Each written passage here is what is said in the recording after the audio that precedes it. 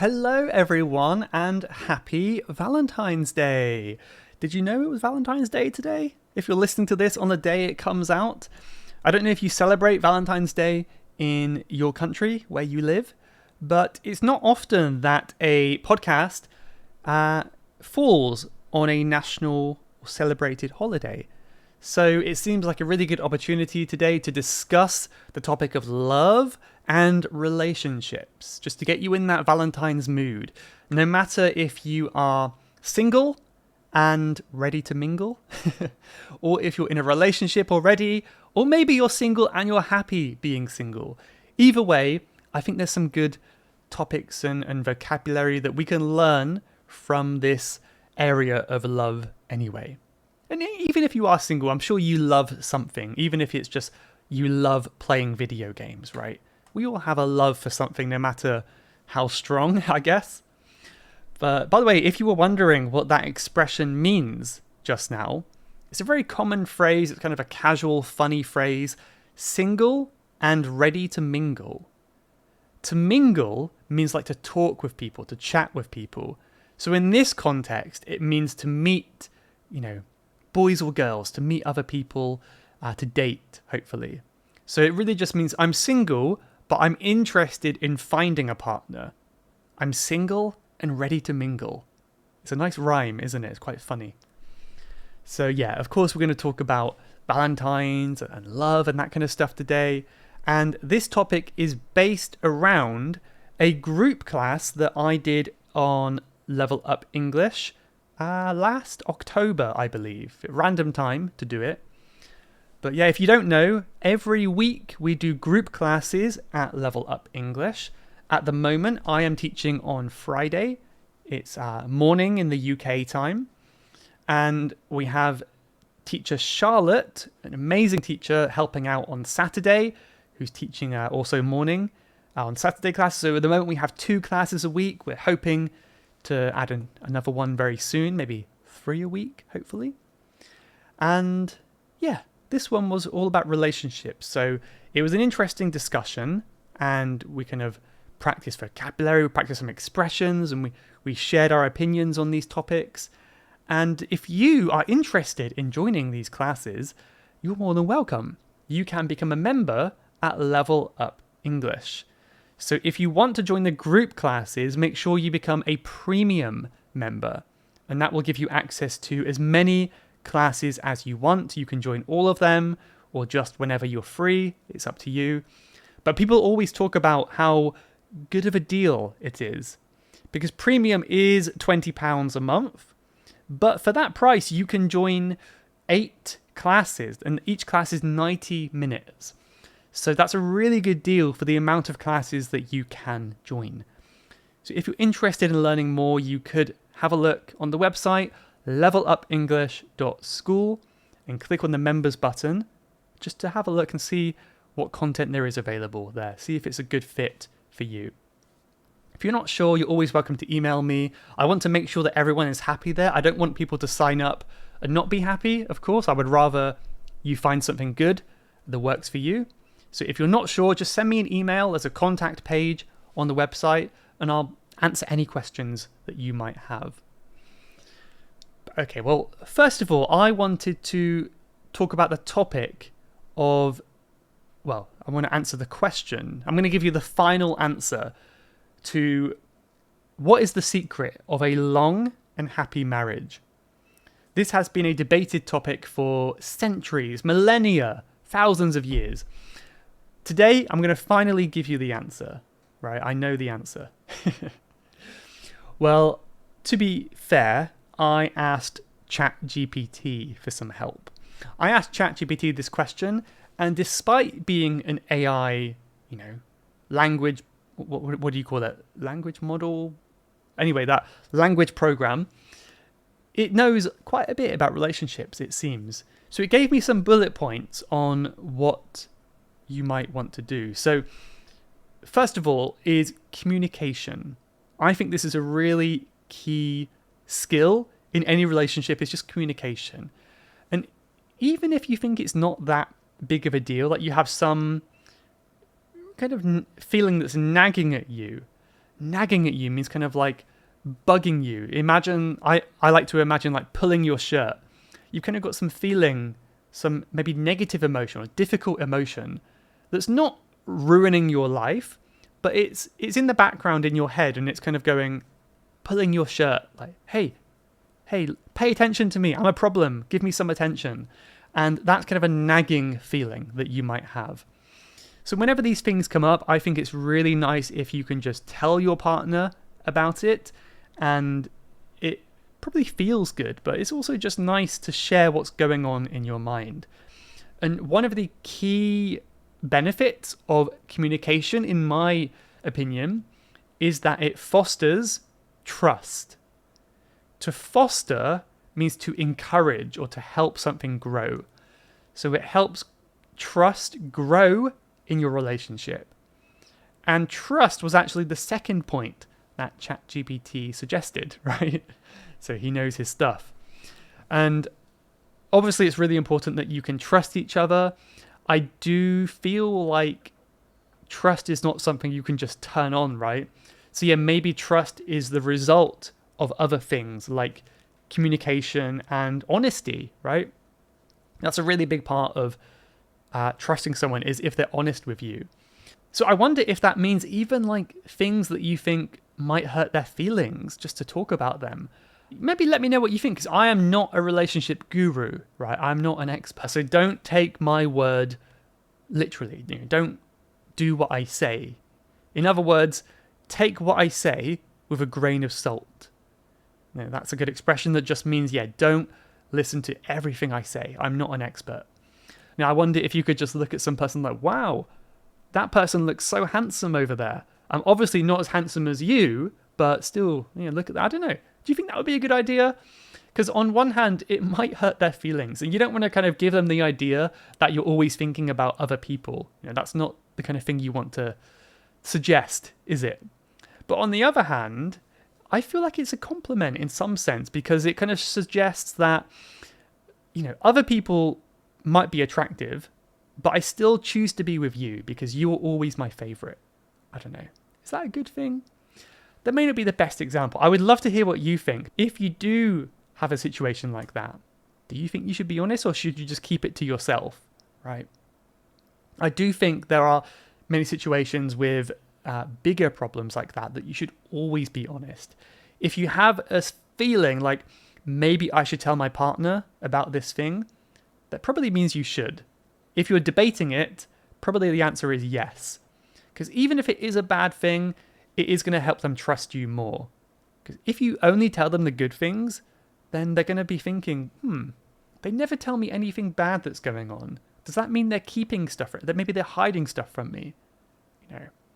Again, I don't have the answers, but I think there is some truth to what I'm saying. I think there's something there. There's something there anyway. So transparency is very important. Transparency is not hiding anything. It's like being open and they can see right through you, being transparent, right? The next one from Chat GPT is respect. I like this one as well. Respect is a good one. You don't have to love or even like everything that your partner does. There's a lot of music differences that you might have, for example, but I think you should respect it. So you might say, I really hate the music that you like. Hey, wife, I really hate your music, but I respect that you enjoy it, right? So I think that there is a difference, right? You don't have to like what they like, but you have to respect that you're different, and you have to respect, I guess, you not judge them. That's the key, right? If you judge someone, that's taking your dislike further, and it shows a lack of respect.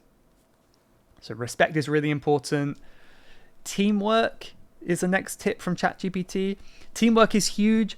I would say the mindset that I always try to foster, the mindset I try to have, is viewing things as when there's a problem, it's you and I versus the problem.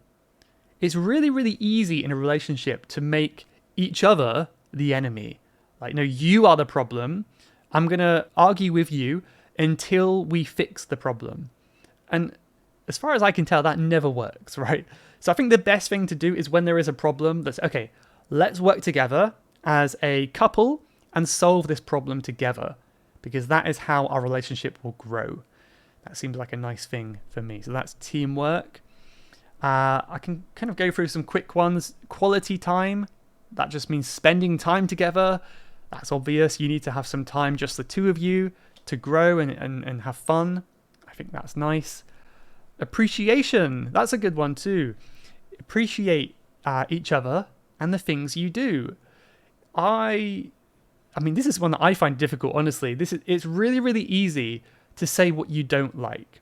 If your partner does something that is not, it's not your preference, it's really easy to say, I don't like that. Please don't do that again. Maybe there are times when that's appropriate. If they come in and just like kick their shoes off and the shoes are all over the house, maybe you could say, don't do that, please. I want it tidy, if that's okay. So there are times like that, but when they do put their shoes in the correct place, do you express gratitude? Or do you express, do you give them a compliment when they do that? This is called positive reinforcement. So when someone does something you like, praise them, give them some positive words, and they'll be more likely to do it again. It's really easy to be negative and really difficult, I think, for your ego, your pride, to be positive sometimes. So I think relationships would be a lot better if people focus more on, being positive. Like, oh, I'm so happy you did that, or thank you so much for washing the dishes today, or thank you so much for buying me this thing. Really appreciate it, rather than focusing on the negative. Right. A few more tips here that are fairly obvious. Humor, laugh together.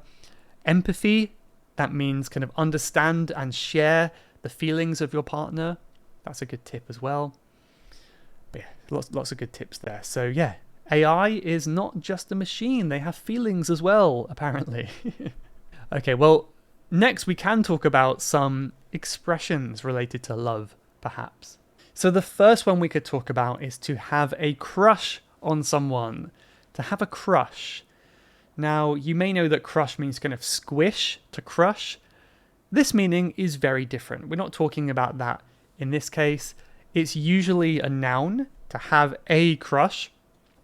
And I find that other languages may have different levels of love words. Like, for example, from what I know about Japanese, the word for love in Japanese is much stronger than the English word for love. In English, we say, I love you, but we also say, I love burgers, I love water, right? We say it for anything. So I feel like love is really overused in English. So this is a really nice word when you want to kind of lower that level and make it really casual. This is a really casual liking of someone.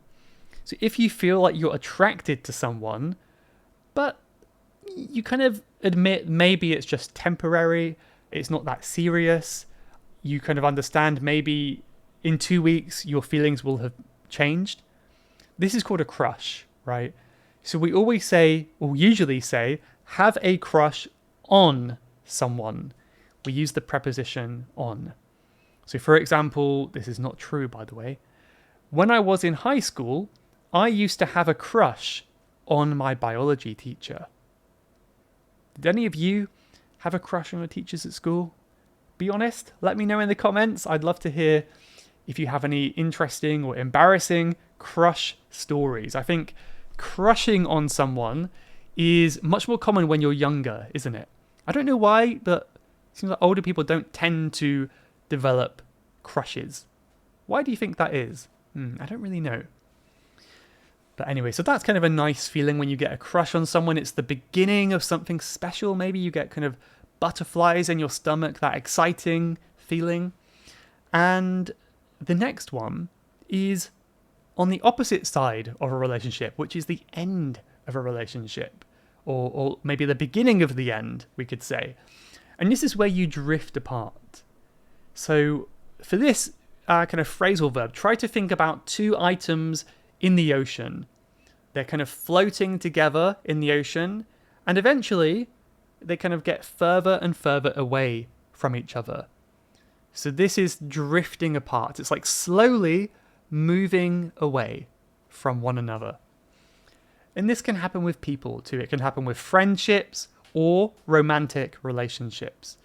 So you might have heard stories of people who've been married for many, many years, but after some time, for some reason, they drift apart.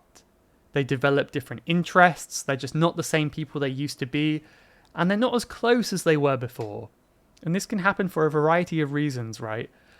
But I would say, again, in my far from expert experience, if you want to avoid drifting apart, it's really important to keep spending time together and keep learning about each other, because if you spend many years together, you will change quite a lot.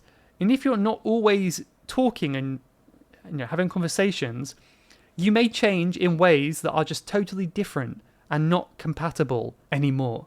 Compatible means a good match. If you're not compatible, you're not suited for each other. So I think, communication and time together is important there. So we already discussed what it means when you have a kind of a light attraction, a crush, right? If you like someone a little bit, it's called a crush. But you may be wondering, well, what can I say when it's a little bit stronger than a crush? Maybe you feel like it's more serious, and this person could potentially be a boyfriend or girlfriend, maybe a long-term relationship. One way we could say that is to fall for someone. It's like you're falling down, but you're falling for someone. So this is, I feel, a little bit more serious. Like, I really fell for him. I fell for someone. It may not be quite as strong as fell in love. It may kind of be love, but I would say it's maybe a little bit lower than falling in love, but higher than having a crush, right? It's usually at the beginning of a relationship too. So you might be wondering, here's an example sentence: why do I always fall for someone who doesn't love me back?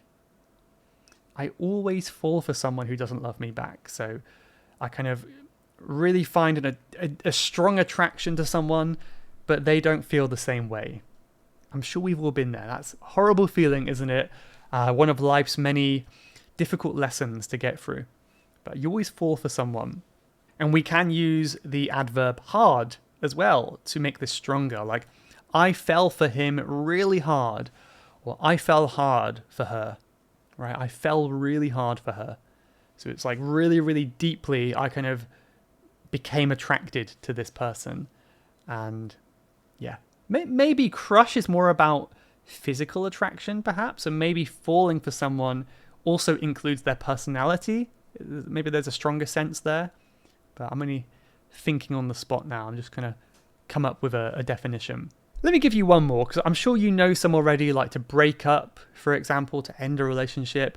But let's just end with one more negative one, just to be all negative and gloomy today on this beautiful romantic day. Their relationship turned sour. It turned sour over arguments about money. If something turns sour, it just means it goes bad. I guess it comes from like milk. When milk goes bad, if you leave milk too long, it goes lumpy and disgusting. And we can say the milk turned sour. It smells really sour.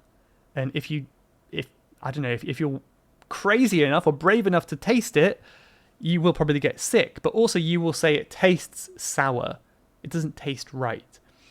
So we can also use it for relationships. Just like milk, the relationship turned sour. And yeah, it just means there were some difficulties, maybe there were some arguments, there were some problems that came up, just like in the old milk. So this is one thing I've heard before. Did you know the two most common disagreements with a relationship, with marriages? There are two things that people break up and get divorced over the most. One of them is private stuff, bedroom stuff. Let's not talk about that today. It's private. But the other one is money. I think money is either the first or second biggest problem in relationships. So if you can sort out your money problems, that is also a really good sign for the longevity, the length of a relationship. So if you do have problems with money and you're always arguing about money, your relationship may turn sour. So another thing we spoke about in that group class last year were some relationship problems, and we gave advice for each other as well. So there's a few difficult situations here that I thought we could talk about. For example, here's a problem. I have a crush on my best friend's girlfriend. What do I do? So you have a really good friend, and that friend is in a relationship with a girl. You really like that girl. What should you do? There's a few things you could consider. Do you tell the friend? Do you tell the girl? Or do you just keep it a secret? What would you do in that situation? Maybe you've been in that situation. I think what I would do is I would keep it a secret. If you have a crush on someone, again, it's not usually a serious thing, and hopefully it will pass in time. That will pass. I think this happened on the TV show Friends quite a few times, where this situation happened, and they would often tell the person, and it would lead to so many problems. I feel like it would just be too awkward. It's probably just best just to forget about it and move on. Maybe consider whether you really have a crush on that person, or do you just kind of envy the relationship they have? Maybe it's not about that person, it's just about the relationship. You see them happy, you want to be happy as well. So maybe if you find your own partner, you can, remove that crush. Perhaps it works that way. So that's what I would do. Do you agree or do you disagree? I think it's the best thing. Let's do two more problems here. So one of them, this is a hard one. I've fallen for someone who has spent some time in jail. That's very difficult, isn't it? You've really fallen for them. So you really kind of have strong, loving, romantic feelings for someone, but they spent some time in jail. What should you do? Should you continue the relationship? Should you try to just forget about them? I think you'll agree that it really depends on why they were in jail. In my opinion, if it was a violent arrest, something like they were arrested for being violent, then I would consider just moving on, because I don't want to get involved with anyone who has a history of violence. But if it was something a little bit less serious, like, I don't know, using cannabis maybe, then I probably wouldn't care so much. I'm not a smoker myself, so I wouldn't really like that. But, at least in the UK, smoking cannabis is not a big deal. Lots of people do it. So I wouldn't really judge them too much for that. But yeah, it's a tricky one. Again, it really depends why they were in jail. But what do you think? Is that an instant no for you? Or would you consider it based on why they were arrested? One more problem now. Quite a nice attitude, I would say, in a difficult situation. I want to end our marriage without things turning sour. So it is possible, of course, to end a marriage amicably. Amicably. That means to end on good terms, to kind of get divorced but still remain friends. It's not always easy, I imagine, but I'm sure it can be done. I think a lot of marriages will end and things will turn sour. You don't want to see them anymore. That's quite a common thing, isn't it? So I would say always be honest with them. If you just said, I want to get divorced, it's all your fault, things will turn sour, right? But if you just say, be honest, like, I care about you so much, but I just feel like we're on different paths in life. I need to do something else with my life. My feelings for you aren't the same as they used to be, or something like that. I've heard this advice before. Don't say you. Like, you never do this. You did this wrong. You have this problem. Say, like, it's my fault. Like, I am on a different journey in my life. I need different things right now. I have this problem where I cannot commit to people, make it about me. And I think that's also a good sign. It doesn't make them your enemy. So I would say it doesn't guarantee that things will not turn sour, but it raises the likelihood, doesn't it? There was my advice. Let me know what you think. Do you agree with my advice? Do you have different ideas? Maybe I should start a regular column, a regular section of the podcast where I tell you all of my relationship advice. Probably shouldn't do that, should I? I think I might end it here. My voice is beginning to get a bit sore, so probably it's for the best. And yeah, I think we've covered a few things. So hopefully you found this useful. Hopefully it got you in that Valentine's mood. Hope I wasn't talking about too many depressing things like breaking up and divorcing. But yeah, just to summarize, if you are in a relationship, maybe this is your chance to just show your appreciation. Even if you think I'm not the best person to be giving advice, maybe there's something that you could learn from this episode. Just a reminder to show some appreciation to your partner. Even if you don't celebrate Valentine's Day, it's never a bad time to do that, is it? And if you are single, then I would suggest doing something fun. I like the idea that Valentine's Day doesn't have to be only for people in relationships. If you're single, this is your chance to take yourself out on a date. So think about something that you love to do and just do it on your own. I think it's great to spend some quality time by yourself. It's not a lonely or weird thing to do, whether that's going for a walk, going out for your favorite meal, whatever you like to do, just do it, make yourself happy. The more that you can be happy with yourself, I think if you're interested in finding a partner, the more attractive you will become because people see how confident you are in yourself, right? If you are always searching for a partner, like you have that attitude, I will never be complete unless I'm in a relationship. I think people can sense that desperation. They can sense that you're desperate, and that is not attractive for most people. So be confident in yourself, be happy with who you are, and if you want to find someone, I'm sure you will be able to, and if not, have fun living your free and single life. Let's just say a quick thank you to some comments on Spotify now. This was from a few episodes ago, but I have a few nice ones. One from Priscilla. My name is Priscilla, I'm from Brazil, and I really enjoy listening about culture in the UK. Thank you very much, Priscilla. One from that same episode from Komal, who just says, improve listening skills. So I think the question was, what did you think about this episode? That's what the question was. So I think they were just saying, I was improving my listening skills. So hopefully you were improving while you were listening. Interesting comment now from Winter. And they said, my name is Lucy and I'm an American. I have a few British friends online and I'm trying to learn this so that I can understand the British ways. Lucy is not that popular. What does that mean? I love their culture. I don't know. Lucy is not popular? What does that mean?